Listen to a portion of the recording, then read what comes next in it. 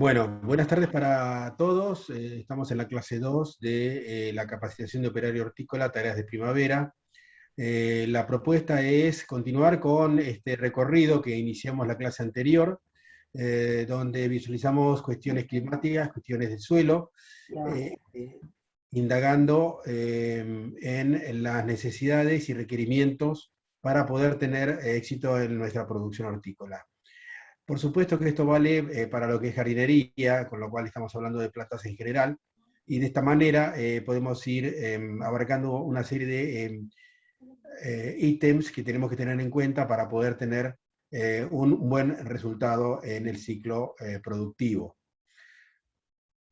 La que sigue, bueno, entonces hoy continuando, hacemos un repaso. El tema, habíamos hablado de las condiciones climáticas de la región Patagonia Norte, donde tenemos alta insolación en verano con escasas lluvias, escasas precipitaciones. Estas condiciones van cambiando hacia la zona andina, ya que las lluvias que vienen del Pacífico se descargan sobre la cordillera, generando un microclima especial. Y luego avanzan hacia la zona de mesas y valles de manera de vientos secos y de secantes en sí. Es lo que estamos viviendo en estos días, por estos días. Por lo cual el tema de riego se vuelve crucial. Temas importantes a tener en cuenta en la huerta es disponer de un espacio, repasando, ¿no? Un poco el tema que habíamos hablado la vez pasada, bien asoleado, con lo cual nuestra orientación o la orientación más indicada para el espacio dedicado a la producción va a ser hacia el norte, ¿sí? Donde el recorrido del sol de este a oeste es el de mayor duración durante el día en cuanto a luminosidad. Eso también nos va a generar una protección de los vientos del sudoeste, que son los vientos desecantes, y que son más predominantes en esta época del año, generando deshidratación y el freno en el crecimiento de las plantas. Con respecto al suelo, tenemos varias estrategias. Por un lado, conocer nuestro suelo, sabiendo que va a haber un comportamiento diferencial en el suelo de acuerdo a la textura y estructura del mismo.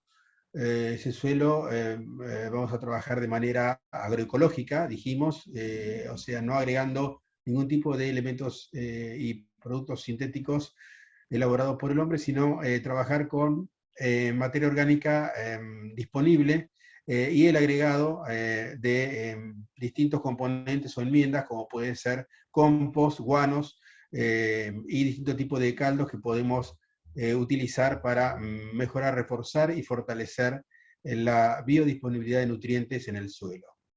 Esto va a hacer que el concepto de plaga disminuya, lo habíamos charlado la vez pasada, donde los insectos del suelo van a predominar los benéficos y en el caso de los perjudiciales van a estar en menor proporción. Ante la aparición de alguna colonia o aumento de la población de insectos no benéficos, tenemos recursos que pueden ser caldos o test o infusiones que podemos aplicar en el suelo de manera de poder controlar este tipo de plagas, ya sea cambiando el sabor, el aroma o con trampas de colores que van a generar en estos insectos una atracción hacia esos sectores y no hacia las plantas que queremos cultivar. Es muy importante respetar el espaciamiento entre las plantas también, en lo que llamamos canteros, bordos o bancales, ¿sí? Cuando dijimos del mejoramiento a nivel del suelo, estamos hablando del bancal profundo como una técnica ya arraigada donde se incorpora materia orgánica en el subsuelo, mejorando de esa manera, por un lado, la fertilidad y la aireación del mismo. Vamos a ver en la clase de hoy la importancia de tener un suelo mullido, nutrido y aireado. Serían las tres ecuaciones más importantes a tener en cuenta para garantizar un éxito en el desarrollo de las plantas. La que sigue. Lo mismo ocurre con el jardín, donde vamos a tener que tener cuestiones bien en claro, que es como básico todo lo que es el mejoramiento del suelo, por un lado, y algunas estrategias para controlar si hubiera algún tipo de plagas, o reforzar o nutrir de manera foliar las plantas. Es importante el tema de las flores porque también contribuyen a esta atracción o el rechazo de las especies no benéficas que me van a garantizar que las plantas, en el caso de las plantas que son comestibles, van a estar libres de este tipo de insectos, y los insectos van a estar atraídos por las especies florales o aromáticas, ya que justamente son las que atraen o las que rechazan los insectos. Desde ya está de más decir, no está de más decir recordar mantener las herramientas en buen estado de condiciones y siempre limpias, utilizando también guantes para el trabajo en la tierra. La que sigue. Bien, y entramos en un tema súper importante de esta época, porque sabemos que el riego es fundamental para el desarrollo de las plantas, ya que a partir de los nutrientes diluidos en el agua, las plantas realizan su absorción y es todo el proceso de fotosíntesis para el desarrollo de materia orgánica verde, así es el crecimiento vegetativo y de desarrollo de distintas etapas en el cultivo, ya sea la floración como la fructificación.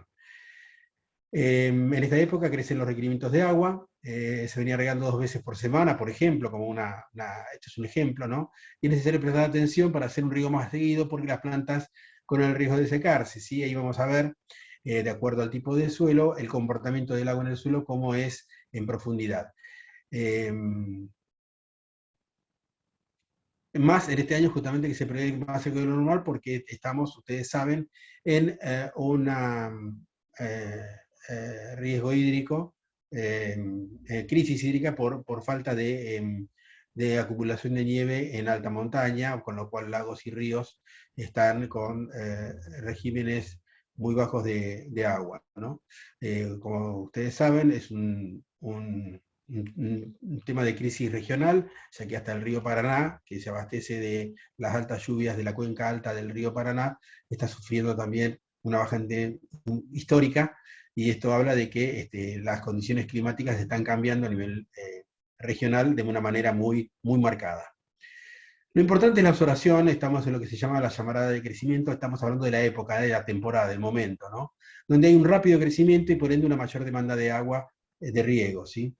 Se dan las condiciones óptimas ahora a la salida del invierno, a principios de primavera avanzada, y en otoño se dan 2 condiciones muy, muy claras, donde tenemos noches un poco más frescas y días cálidos. Esto genera en los vegetales las condiciones óptimas de desarrollo de todo lo que es la parte verde, de todo lo que es la parte de crecimiento vegetativo. La que sigue. Entonces, adentrándonos en el tema de riego, entendemos que existen distintos métodos de riego, ya sea por inundación o platabandas, o por surco, que es lo que se ve en el centro, en las 2 centrales de arriba y de abajo, con la aplicación en la cabecera del cantero o del cuadro, de riego a nivel gravitacional. ¿Esto qué significa? El agua se desplaza, sabemos, de un punto más alto a un punto más bajo, y de esta manera se puede producir un escurrimiento a nivel horizontal y una penetración a nivel de profundidad del suelo. Esto va a generar un triángulo, si cortamos en el perfil del suelo, donde en la cabecera de abastecimiento de agua se va a producir una mayor percolación o infiltración de agua, que tiene que ser sostenida hasta que el agua llegue a la punta del surco o de la platabanda, o de la melga. Con lo cual hay una pérdida de agua, de eficiencia, se dice, de hasta un 50%. ¿Qué significa esto? Que el 50% de agua se pierde para poder yo lograr hacer un riego uniforme, un riego en toda la superficie a regar. apreciamos en la esquina inferior derecha lo que es aspersión, o sea, el agua a partir de un sistema presurizado, o sea, con presión, en este caso dado por ejemplo, una bomba presurizadora, se va a generar un caudal y una presión determinada que va a poder permitir aplicar el agua a partir de emisores. Estos emisores van a generar una lluvia, un efecto de lluvia de chorros cortados, ya sea en el caso de los aspersores de martillo con golpes o aspersor a golpes, produciendo gotas de distinto tamaño y haciendo círculos de mojado de acuerdo a la trayectoria del mojado del agua por la presión disponible. Y otros sistemas donde el agua se dosifica de manera más acotada o localizada es en la imagen de la superior izquierda, donde vemos el riego por goteo, donde el agua se aplica gota a gota o en un chorrito a nivel radicular. Esto se logra una mayor eficiencia, ya que el agua no toma contacto con el aire de la atmósfera y no se evapora. Ahí sería una pérdida de eficiencia del agua, la evaporación, que también ocurre en la aspersión. Si bien es menor la pérdida que en el riego por inundación, sí hay una merma de agua de hasta un 15%, con lo cual la eficiencia en las presiones de un 80-85%, y en el caso del riego por goteo la eficiencia llega hasta un 90-95%, ya que la aplicación del agua es a nivel de las raíces. La que sigue.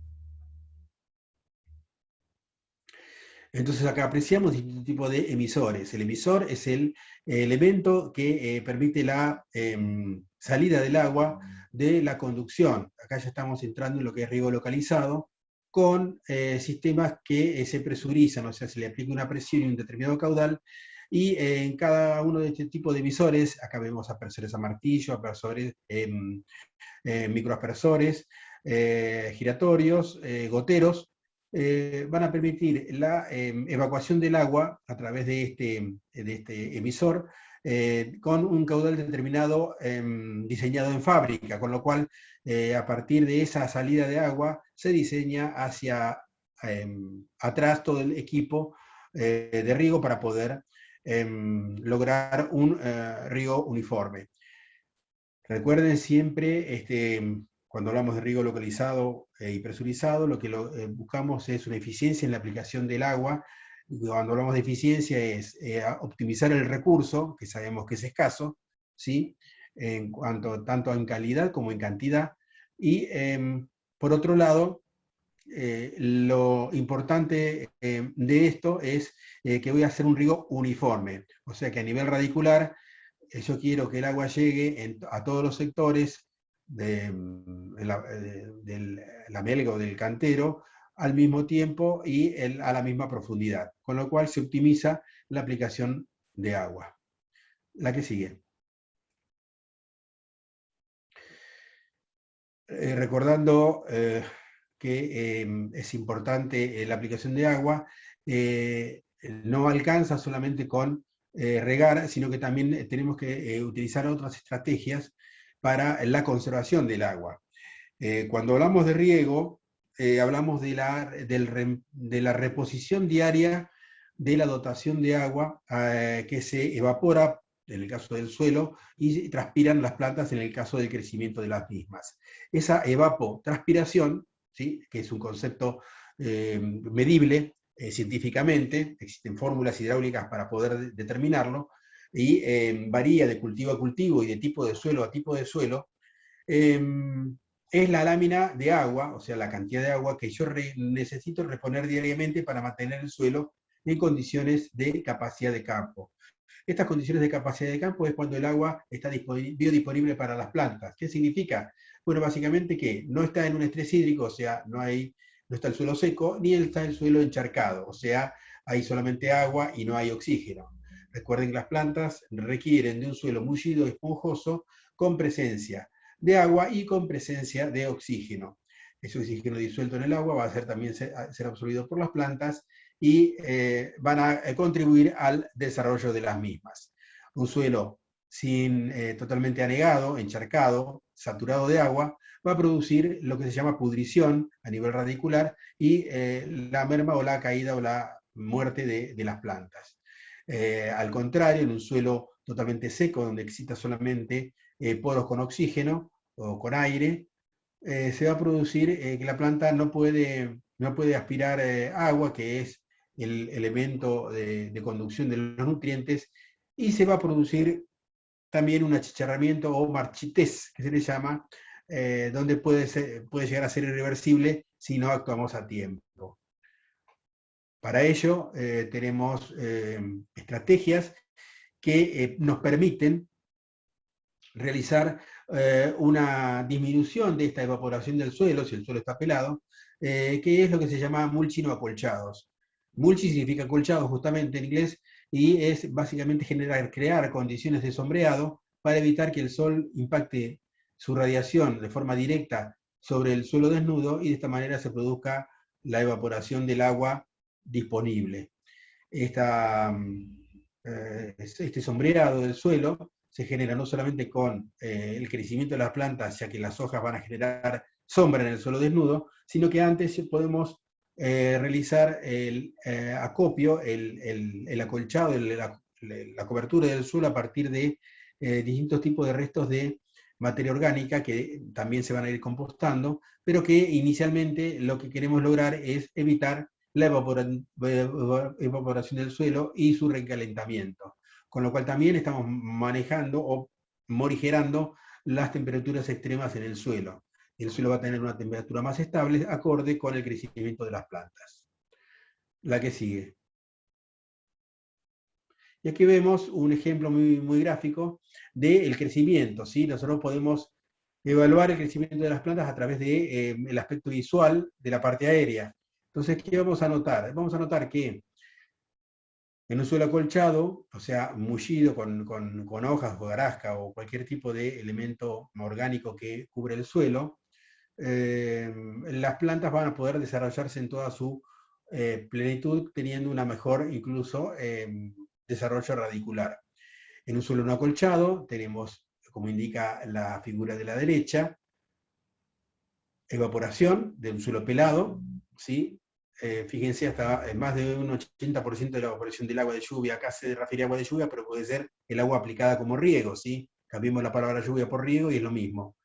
Con lo cual, las plantas van a entrar en competencia o entrar en esta marchitez que les comentaba, donde no les permite el suelo disponer de agua y la planta va a entrar en un estado de estrés hídrico, o sea, falta de agua necesaria para poder transpirar, y de esta manera se va a frenar el crecimiento, por supuesto se frena la fotosíntesis, se frena la creación de materia orgánica, y de esta manera las plantas van a lucir con un aspecto más marchito.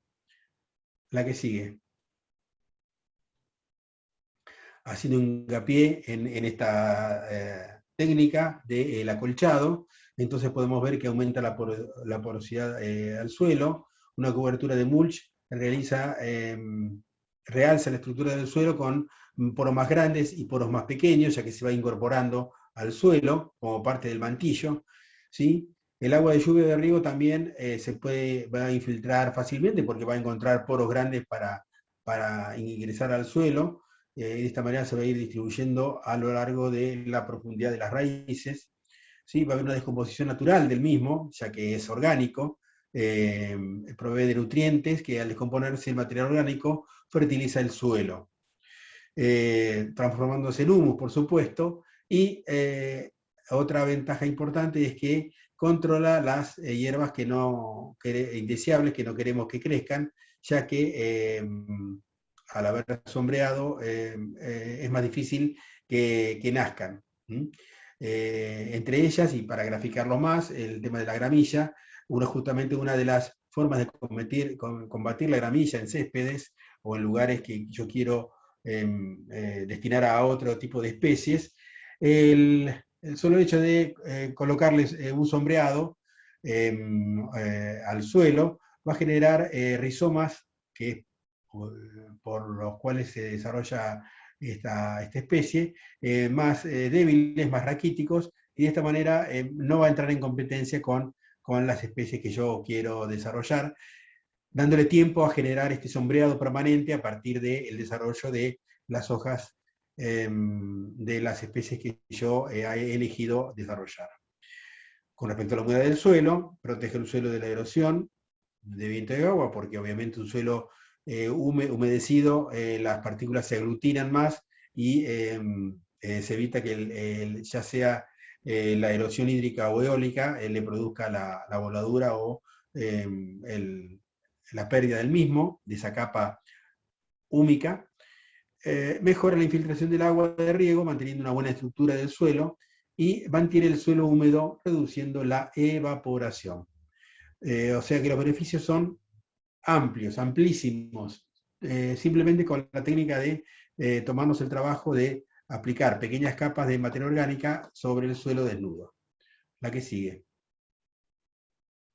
Una de las cuestiones muy gráficas también que me pareció interesante poder compartirlas es el tema de las temperaturas. ¿Sí? Un suelo que no tiene un acolchado tiene picos de calentamiento a lo largo del día que también van a generar frenos en el crecimiento de las plantas. Fíjense en la imagen central, sin acolchado tenemos una curva más elevada, donde la temperatura del suelo realmente se eleva muchísimo, a diferencia de un suelo con acolchado, donde si bien hay un aumento de la temperatura, es mucho menor en cuanto a las horas de mayor exposición del sol, que estamos hablando al mediodía. ¿Sí? Con la aplicación de compost o restos de hojas, estaríamos cumpliendo con esta premisa de también regular la temperatura del suelo, manteniendo un suelo con una temperatura lo más estable posible. ¿Por qué lo más estable posible? Bueno, porque recuerden que el suelo es un organismo vivo. Como organismo vivo, tiene una microflora y una microfauna que depende de condiciones de humedad, oscuridad y temperatura. Por supuesto, esta humedad compensada, equilibrada con el aire disponible, por eso estamos hablando de una microflora y microfauna aeróbica, o sea, en presencia de oxígeno. A diferencia de las anaeróbicas, que son las colonias de microflora y microfauna que producen la pudrición, ¿sí? Ese olor a huevo podrido o liberación de olor a azufre, es la que se genera en condiciones de cero oxígeno, cero aire.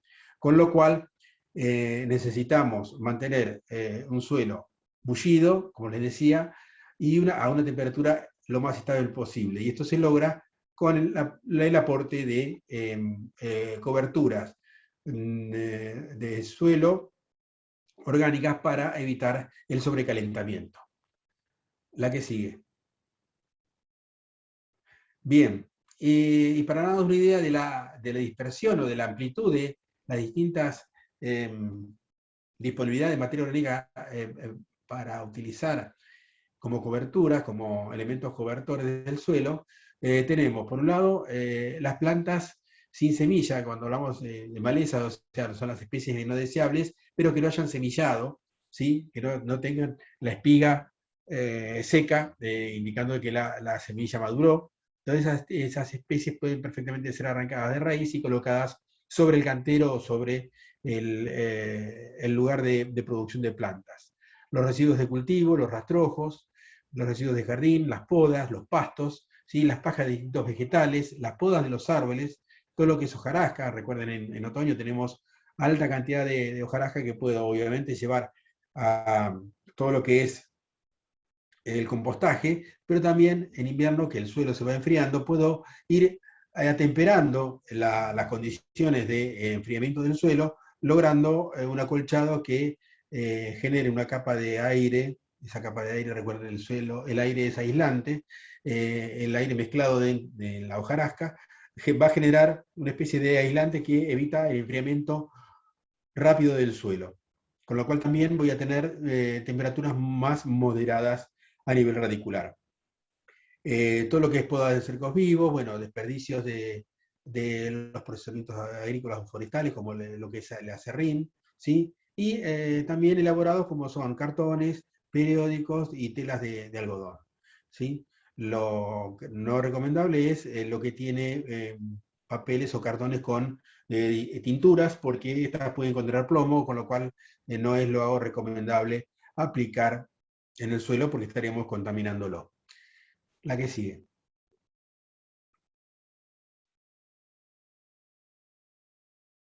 Bien, ¿cuál va a ser el efecto logrado? Y bueno, va a ser este, ¿no? El contraste entre el plantín que está creciendo, buscando su desarrollo foliar, y el mantillo o todo lo que es la cobertura del suelo. O sea, no tengo que ver suelo desnudo, esa es la premisa. El suelo desnudo tiene que estar tapado generando sombra con esta técnica, ¿sí? De esa manera vamos a estar garantizando que las plantas van a tener estar en capacidad de campo o mantener la humedad por el mayor tiempo posible. La que sigue. ¿Sí? Ahora entramos en otro tema interesante, que es el tema de las estructuras de soporte y sostén. Yo puedo hacer un trabajo de huerta sobre el suelo, ¿sí? En el suelo disponible, voy a ir mejorando a partir de las técnicas de bancal profundo, incorporándole materia orgánica a ese suelo que puede llegar a estar empobrecido. La realidad es que los suelos, en el caso del Alto Valle, son suelos aluvionales por desgaste de las bardas, ¿sí? Son suelos con distintas capas de arenas y materiales más finos, pero con baja presencia de materia orgánica. Por eso es clave la incorporación de esta materia orgánica a partir del compostaje o guanos, que los voy a ir incorporando en el subsuelo para estar biodisponibles para las plantas. Es importante que el suelo, como organismo vivo, esté activo, y eso va a ser logrado a partir del mantenimiento a capacidad de campo del suelo con el riego. Ven como una cosa, digamos, esto es un tema integral donde yo tengo que tener en cuenta muchas variables. Si voy incorporando estas estrategias del riego por un lado y la cobertura vegetal por el otro, con un suelo que ya esté mullido y esté fertilizado, voy a estar dándole las condiciones óptimas para que las plantas puedan desarrollarse en toda su genética. En la imagen de la parte superior izquierda vemos un plantín, ¿sí? Este plantín se llama en pan de tierra porque fue producido en un envase pequeño que se llama plug o bandeja plantinera, donde contiene las raíces que se han desarrollado desde la germinación, y se emite los primordios foliares del plantín buscando la luz.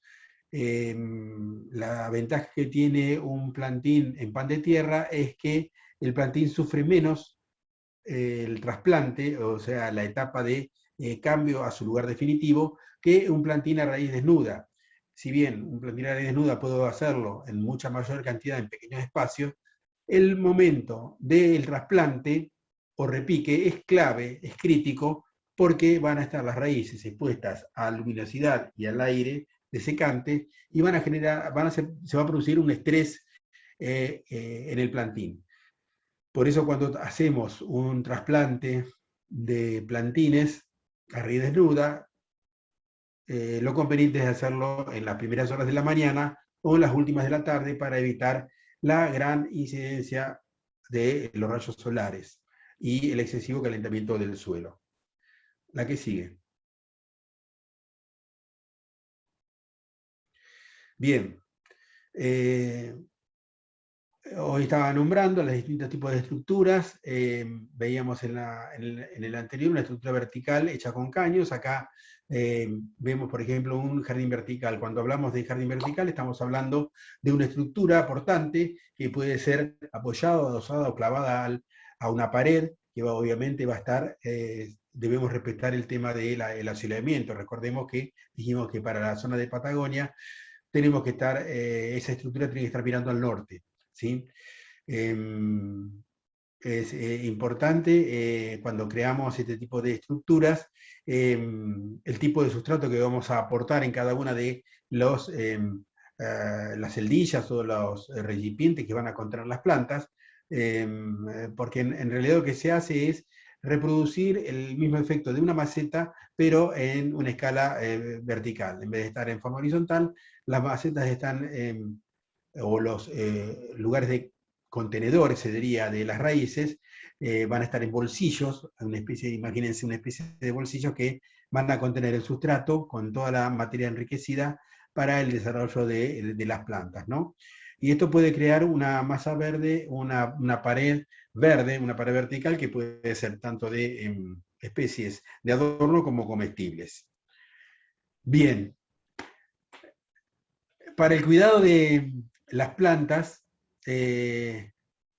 estamos hablando de pequeñas macetas o pequeños reservorios donde van a estar las raíces contenidas. Entonces tenemos que tener en cuenta muy claramente que el espacio es reducido, con lo cual también los cuidados van a ser más intensivos. Hay que tener en cuenta la ubicación, como les decía, la orientación al sol, elegir las plantas que mejor se adapten al interior o al exterior. Esto es muy claro, una de las cuestiones que también me ayudan a decidir el tipo de plantas a poner es, cuanto la hoja es más oscura, soportan más la falta de luz que las especies de hojas claras. Recordar también el tema de que el sustrato que tienen debe estar bien fertilizado, ¿sí? El riego no descuidarlo, ya que estos sistemas me permiten, al tener una sistematización, o sea, un ordenamiento espacial, me permiten automatizarlos, con lo cual yo con pequeños aparatos de uso común podría automatizar el riego dotándole el requerimiento de agua diario necesario. Bien, la que sigue. Estas estructuras, la creatividad está al poder, fíjense, desde un balde de albañil en desuso hasta caños de tipo cloacal perforados, me facilitan a mí la creación de espacios o de recipientes o de macetas, digamos, colgantes, para aumentar la superficie, en este caso, dentro de un invernadero. El volumen productivo. En el caso de la imagen de la derecha, lo que vemos es un invernadero en la zona andina. Este es hecho con chapas translúcidas, y los canteros delimitados a partir de tablones o tablas que permiten diferenciar el sector productivo del sector de tránsito, como son los pasillos. La que sigue. Bien, otras estructuras, aparte de lo que son los cultivos bajo cubierta. Recuerden que cuando hablamos de un cultivo bajo cubierta, lo que estamos planteando es un manejo de la temperatura, el freno al viento, ya que va a estar en condiciones ideales donde se produce una acumulación de temperaturas en el día para ir liberándolas lentamente en la noche, ya que tienen esa propiedad, el tipo de elemento que va a cubrir esa estructura. Hablamos de polietileno con tratamientos ultravioletas para darle durabilidad en el tiempo, y que me permiten acumular en el día calor, tanto en el aire como en el suelo, y ser liberado lentamente en la noche, con lo cual me permite proteger a las especies más delicadas de las heladas tardías o tempranas. Cuando hablamos de heladas tardías son las primaverales, cuando hablamos de heladas tempranas son las estivales, ¿sí? Las otoñales, las de principios de otoño. La ventaja de un cultivo bajo cubierta no solamente es por la temperatura, sino también evita los vientos desecantes y mantiene un ambiente altamente húmedo. Por eso mismo disminuye mucho la aplicación del agua de riego dentro del invernadero, porque se produce el efecto del ciclo del agua dentro del mismo, y podemos manejar mejor las temperaturas del mismo con la ventilación necesaria. De no tener una estructura para poder ingresar en la misma, tipo invernadero, podemos hacer microtúneles, como está en esta gráfica, que se construyen con recursos muy accesibles, como son arcos que pueden ser restos de caños o de hierros, o cañas, o varillas, que permiten generar estos arcos la contención de lo que sería el polietileno, que se coloca tensándolo en las ambas puntas y de un lado, enterrándolo en el suelo. ¿De qué lado? Obviamente del lado donde vienen los vientos predominantes. Y el otro sector, o el otro lado, va a ser utilizado como sector de apertura para yo poder ingresar a hacer las tareas necesarias y generar la ventilación diaria que requieren este tipo de sistemas. Como ven, todo lo que es la incorporación de mayor tecnología, que ya es de uso natural en la zona, requiere de una mayor seguimiento diario del mismo. Yo no puedo dejar un día de mucho calor un microtúnel cerrado o no haber ventilado un invernadero, porque todas las plantas van a morir por deshidratación, por exceso de calor. Recuerde que las plantas se desarrollan bien en temperaturas de entre 15 y 25, 30 grados, pero a partir de los 32 grados cierran los estomas, o sea, los lugares por donde respiran, y la planta se acartucha, la hoja se retrae, se retiene, y para evitar su deshidratación o su excesiva transpiración. Con lo cual necesitamos lograr temperaturas lo más estables posibles dentro de ese rango entre 15 y 25 grados. Bien, la que sigue. Muchas gracias. Esa es la propuesta para este encuentro del día de hoy.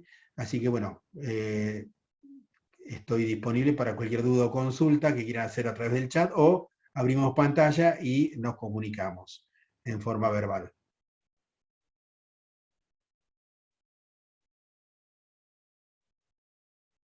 ¿Podremos abrir pantalla?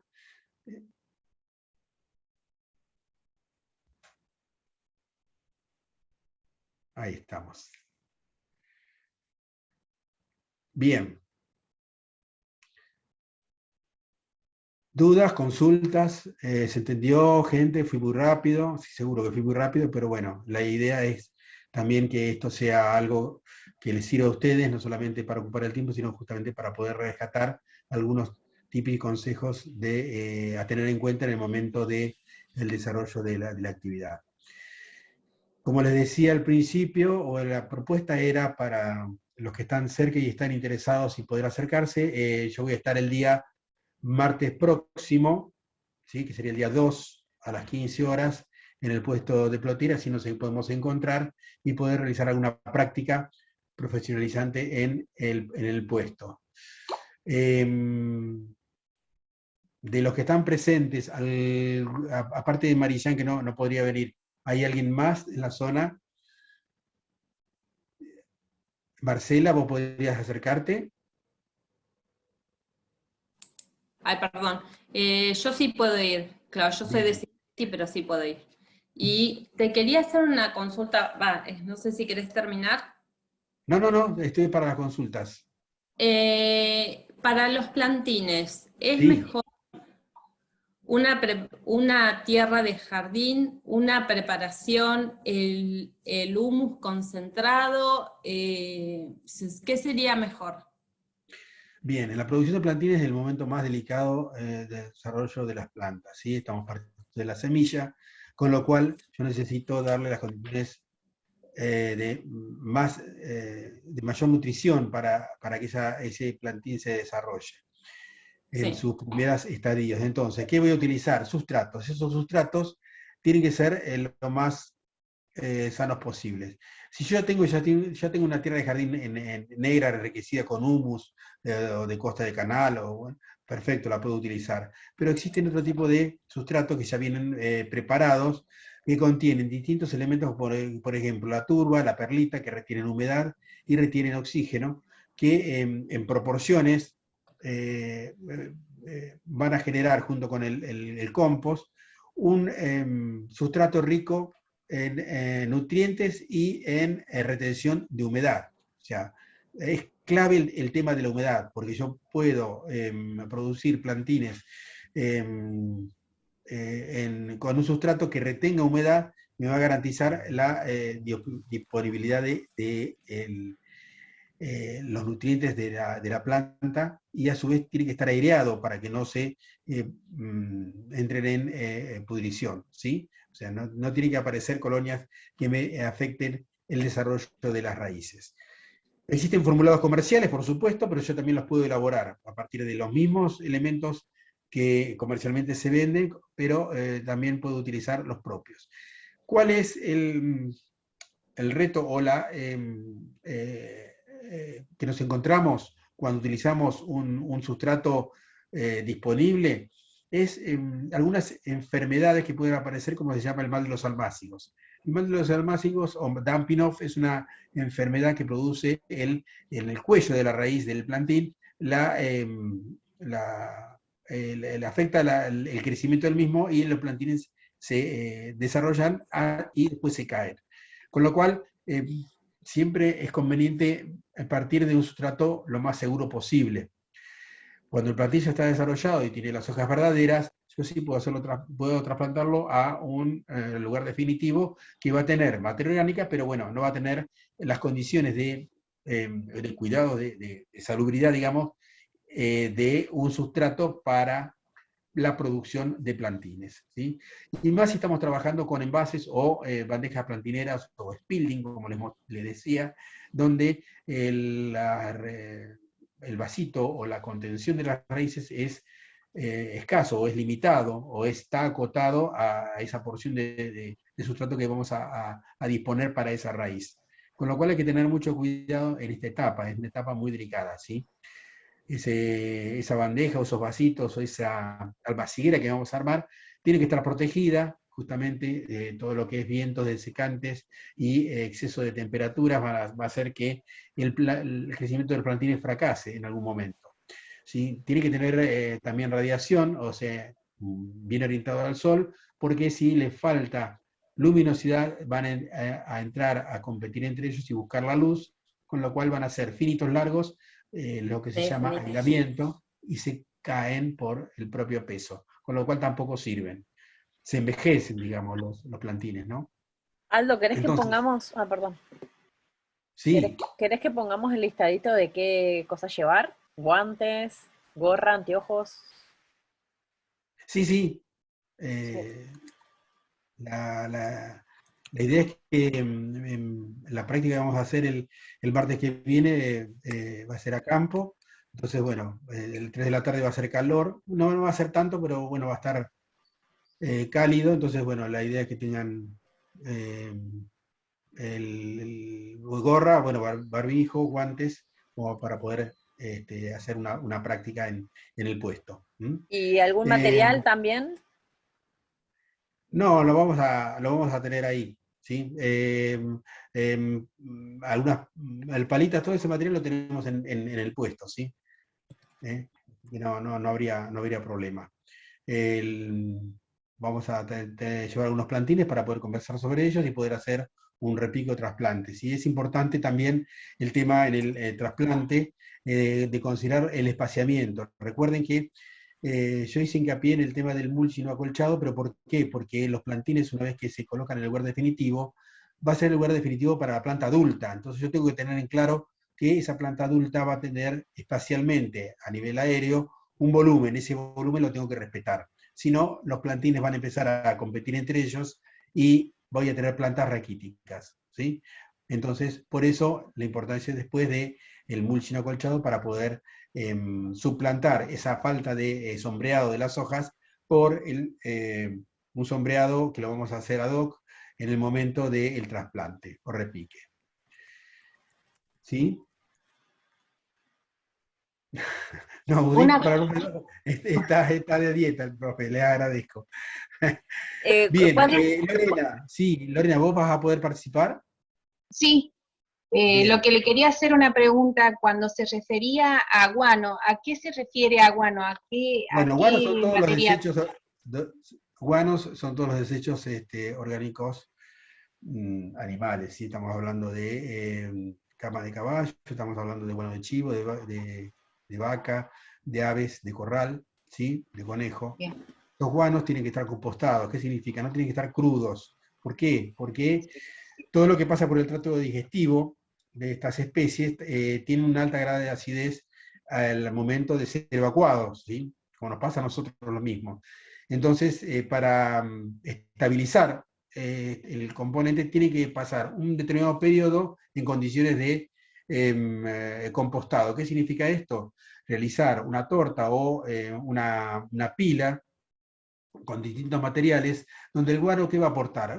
Básicamente va a aportar los microorganismos que estaban en el tracto digestivo del animal, ¿sí? Que van a ser los que van a comer todo el resto de la materia orgánica y van a transformar esa masa o esa torta en un humus o compost. ¿Cómo se reconoce el humus o compost? Porque no reconozco el origen de la parte de vegetal con la cual hice esa pila o torta. ¿Esto qué significa? Una hoja ya no la voy a reconocer, un pecíolo tampoco, una ramita tampoco. Ese compost colado es ideal para lo que es el mantillo de una almaciguera. Si en ese compost, ¿qué va a aparecer también? Y van a aparecer lombrices. Las lombrices también van a ir digiriendo todo ese compost y lo van a hacer pasar por su trato digestivo, y la presencia de guano de lombriz o lombricompuesto va a hacer que existan hormonas que favorecen el enraizamiento radicular, con lo cual es altamente benéfico para esta etapa del desarrollo del cultivo, o sea, la cría del plantín. Esto es importante porque le tengo que dar las mejores condiciones a ese sustrato para que la semilla pueda desarrollarse, ¿sí? Para que pueda hidratarse por un lado, partirle el tegumento y empezar a desarrollar primero la radícula y después las primeras hojas, las primarias que salen, para poder desarrollar el plantín hasta que logra la incidencia del sol y empieza a desarrollar las hojas primarias, ¿sí? De esta manera, ese mantillo, ese sustrato que voy a tener enriquecido es la mejor elección que puedo hacer para hacerlo. Ustedes dirán, bueno, pero compost no tengo. No, el compost se hace a lo largo de lo que es todo lo que es la huerta en sí. La huerta es un ciclo, lo mostrábamos en la primera imagen de la clase, de la primera clase, si es una rueda. Entonces yo tengo que entender que todo el tiempo tengo que estar, o todos los meses tengo que estar haciendo compost, porque en algún momento, a lo largo de esa rueda, de ese ciclo anual, lo voy a utilizar. Entonces, una vez que empiezo a hacer la separación, por ejemplo, de restos orgánicos en origen, en el caso de mi casa, yo podría hacer perfectamente una abonera, una compostera en mi casa, separando los residuos orgánicos de los no orgánicos que irán a clasificación. Y todo lo que es orgánico se va a ir degradando a lo largo del tiempo, con humedad y en presencia de oxígeno, y con un montón de microflora y microfauna que se va a ir digiriendo todo ese material y transformándolo en humus, que es en definitiva lo que yo después voy a colar y voy a utilizar para mis plantines. Con lo cual, la rueda se complementa. Recuerden, cuando yo hago una compostera, se transforma a lo largo del tiempo en un 10% del volumen inicial. ¿Qué significa esto? Que si yo tenía 1 metro cúbico, voy a tener 100 centímetros, 10 decímetros en finales, que son los que voy a utilizar una vez que esté producido el compost. O sea, se reduce la materia orgánica y se transforma en elementos más simples y disponibles para las plantas. Sí. Una pregunta, porque yo compro huevos yendo para Fernández Oro, y que es una chacra y que los tiene sueltas a las gallinas, todo. Sí. Y ellos tienen, el otro día vi que y tenían guano de gallina seco. Sí. El guano guano de gallina seco, ¿se puede poner directamente a las plantas o también hay que compostarlo? Lo ideal es compostarlo. Vamos a empezar Ah, por lo ideal a lo posible. O sea, tenemos dos cuestiones siempre en la vida, lo ideal y lo posible. Lo ideal es que esté compostado, o sea, que haya pasado por un proceso de degradación natural en presencia de oxígeno para que se degrade, incorporado con otra materia orgánica, ¿sí? No solamente que sea el guano solo, puro. Si yo tengo solamente eso porque te dieron una bolsa y la querés aprovechar, lo enterrás. ¿Qué significa? A nivel subsuperficial puedes hacer lo que se llama bancal profundo. ¿Qué es el bancal profundo? Básicamente, sacás la porción de tierra superficial sin dar vuelta el pan de tierra, lo pones al costado, pones abajo la materia orgánica, ya sea estos guanos crudos y otros restos de vegetales, y la volvés a tapar sin dar vuelta el pan de tierra. ¿Por qué? Porque toda la materia viva que está en el suelo está en un orden de escala en función de la disponibilidad de oxígeno.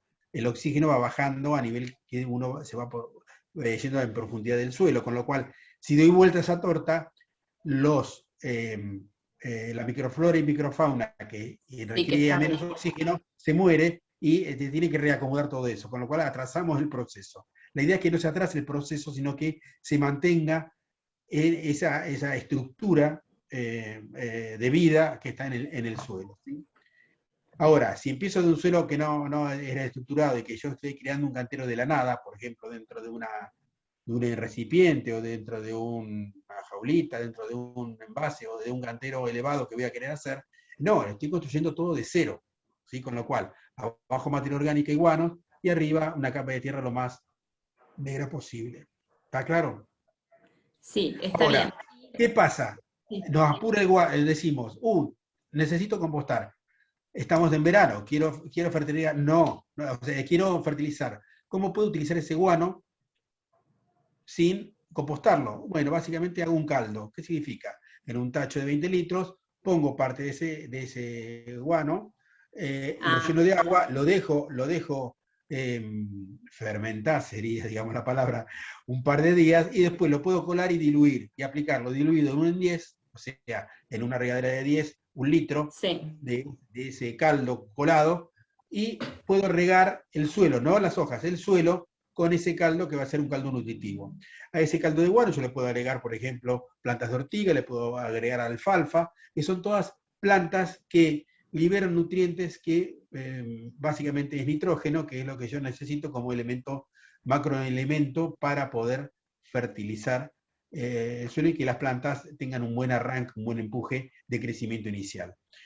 Está bien. Entonces, esas son las estrategias que puedo utilizar. No sé si tenemos tiempo y te hago otra pregunta con el compost. Sí, sí. Porque conseguí un beans.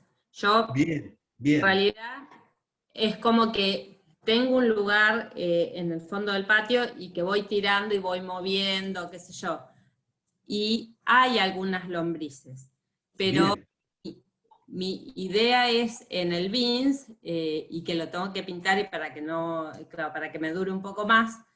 Y tengo un montón y de 2 baldes así y de cáscara de huevo, y tengo, bueno, y ocupo mucha verdura. Si yo ahí cuando lo preparo, le echo un poco de tierra, las cáscaras de huevo, las verduras, le echo guano, las lombrices, si no las tengo que poner enseguida porque eso levanta mucha temperatura, ¿no? Exacto, el proceso, a ver, hay distintas formas de hacer un compost, ¿sí? Está el compost frío y el compost caliente. O sea, el compost que yo lo hago en una semana y lo cierro, ¿sí? y lo termino en una semana, ese compost, si está hecha bien las capas, ya sea capa gruesa, capa fina, guanos, ¿sí? En distintos estratos, y lo cierro en una semana, o sea, no le sigo agregando materia orgánica, ¿sí? Puede ser en pila, puede ser dentro de un bin, puede ser en un balde. Ese compost va a sufrir un proceso de calentamiento en la fermentación. Esto es parte de todo lo que es el crecimiento de desarrollo de levaduras y de toda la microfauna que hay ahí, va a generar temperatura. Esa temperatura ayuda a matar a otras es como especie de esterilización que se produce a nivel de temperatura, porque levanta temperaturas de más de 70 grados, ¿sí? Este es un tipo de compostaje, donde yo lo armo rápido y lo dejo que cumpla todo su ciclo. El otro tipo de compost es el compostaje frío, donde nunca llega a levantarse la temperatura inicial, porque yo le estoy siempre agregando nueva materia orgánica y lo revuelvo y vuelvo a mezclarlo, ¿sí? Es otra estrategia, ¿sí? En el caso de si yo hago un compost que lo armo en una semana y lo cierro, tengo que esperar un tiempo prudencial para después incorporarle las lombrices. Si ese compost está a piso, las lombrices con el tiempo van solas, las lombrices naturales que existen en el piso, ¿sí? Si yo después le voy a agregar un núcleo de lombrices, tengo que esperar que pase el pico de elevación de la temperatura para que justamente no produzca la mortandad de las mismas, ¿sí? En el Está caso bien. del compostaje frío van a aparecer naturalmente porque nunca va a levantar una temperatura que les afecte su desarrollo. Eso no significa que coman más, simplemente que también pueden comer material crudo, pero les va a costar un poco más, ¿sí? Que Está comer bien, un compost ya elaborado. ya elaborado. Y el beans, en realidad le tengo que sacar en la parte de abajo para que apoyen la tierra, ¿no? No. Mejor. No necesariamente. Yo puedo poner el bin con su base y dejar un espacio para que drene todo el excedente de humedad. Recordemos que también yo voy a tener que regar toda esa torta y si hay un excedente de agua tiene que salir, porque si me queda el agua encharcada en la base se va a pudrir, con lo cual nos están dando las condiciones de compostaje. Necesito que drene el excedente de agua, ¿sí? Entonces, para las condiciones de Patagonia Norte, donde no tenemos problemas de lluvia, porque no tenemos exceso de humedad ni alta humedad relativa ambiente, yo le aconsejo que esté puesta el piso y que tenga simplemente un pequeño drenaje por cualquier cosa. Pero siempre en realidad los compost se frenan por falta de humedad. Se frenan, o sea, no, la hoja queda sin degradarse porque no hay humedad, entonces no es atacada por ningún tipo de insectos. Recuerden, la baja humedad relativamente hace que las esporas de hongo y bacterias que están en el aire no tengan condiciones adecuadas para desarrollarse. En un compostaje húmedo, cuando cae una espora de hongo, sí se desarrolla porque encuentra las condiciones óptimas, ¿entienden? Pero siempre en presencia de oxígeno. Está bien. Es un arte, hay que hacerlo. En verano se hace más rápido, en 3 meses. En invierno demora un poco más porque las temperaturas frías lo frenan, pero